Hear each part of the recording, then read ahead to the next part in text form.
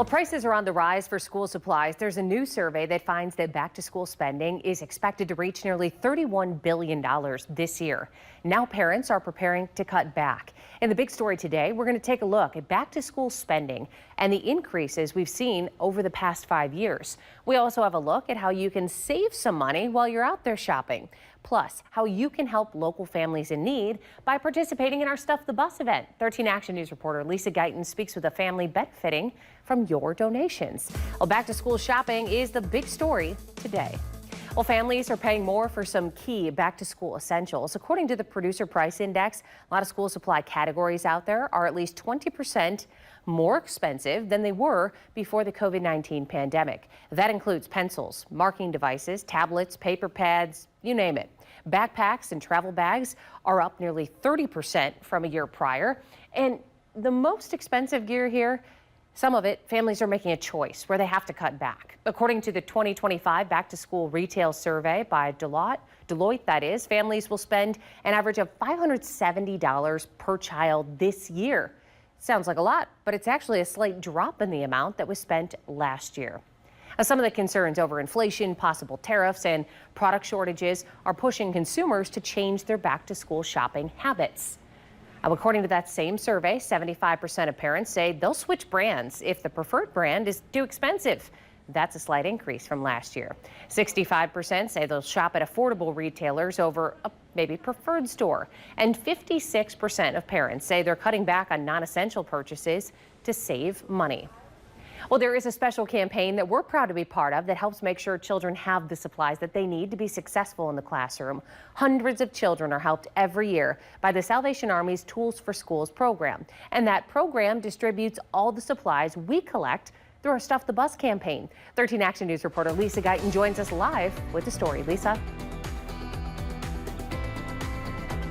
Tina, next month, the Salvation Army will be handing out backpacks and school supplies to about 800 children, and you can be part of it. The program provides both backpacks and supplies to Lucas County kids who are in preschool through 12th grade. Leaders at the Salvation Army say they are expecting an uptick in requests for help compared to last year, and they add that they're seeing more and more working parents in need of some help. A list of things you can donate include backpacks, colored pencils, crayons, rulers, 3-ring binders, and glue sticks. And there's a lot more on that list. You don't have to spend a lot of money to help make a difference. Every bit helps. You might not think, oh, I only have $5. But that $5, you can get a bag of school supplies. Even if you can just donate 1 or 2 items, it still goes to the children in our community, and they are so grateful, and so are we. You do need to register your children for the Tools for School program. Tomorrow is the last day to do that at the Salvation Army on Erie Street in downtown Toledo. The hours are from 9 to noon and again from 1 to 3 tomorrow. Parents need to bring a photo ID, proof of address, and proof of your children's ages, and custody papers if that applies. We will be collecting supplies through August 3rd, so there's plenty of time for you to make a donation. The distribution is Sunday, August 10th. I'm going to have much more on this important effort coming up tonight at 6. Tina? All right, thanks so much, Lisa. And you can make sure that you're part of this whole effort as children get ready for school. Once again, we're inviting you to help us stuff the bus. We're collecting all the supplies, as Lisa just mentioned. You can either stop at a store and drop them off at one of the locations throughout our area that's collecting. That includes Dave White Chevrolet, Window World, several spots at Levis Commons, and dozens of McDonald's locations. You can also drop off donations right here at our station at the corner of Dorr and Richards. You can find all the information you need to know, including the lists of things they're looking for, or a way that you can just donate a little bit of money by scanning the QR code that you see right there on your screen. And mark your calendars as well to join us on July 31st for that drive-through drop-off event happening at Dave White Chevrolet. From there, another part of this big story includes the price of clothing. It's becoming really expensive for a lot of families out there. So there's some parents who are saying, you know what, we're going to turn to a secondhand store instead. Zain Omer has the story.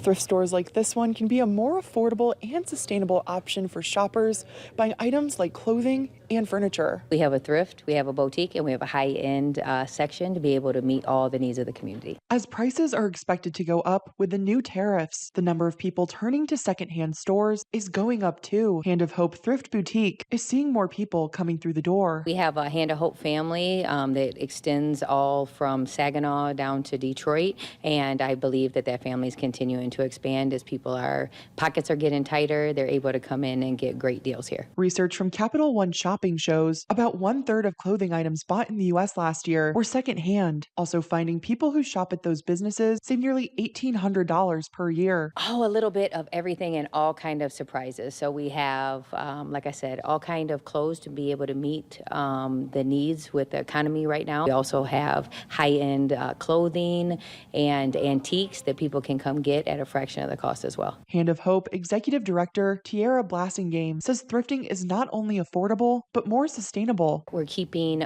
waste out of the landfills.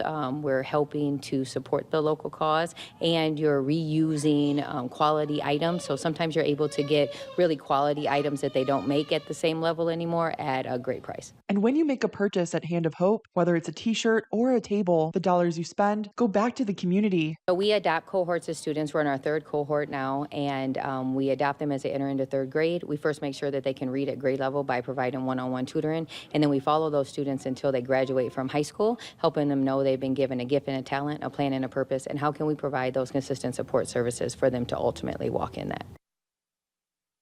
Well, meanwhile, happening next month, Ohio is helping support families who are preparing for the upcoming school year. The state sales tax holiday begins at midnight August 1st and runs through 11:59 at night August 14th. According to the state, nearly all tangible personal property that costs $500 or less is tax-free during those 2 weeks. That includes things like electronics, clothing, books, home goods, sporting goods, even food and drinks. And the sales tax holiday also extends to online orders that also meet that criteria.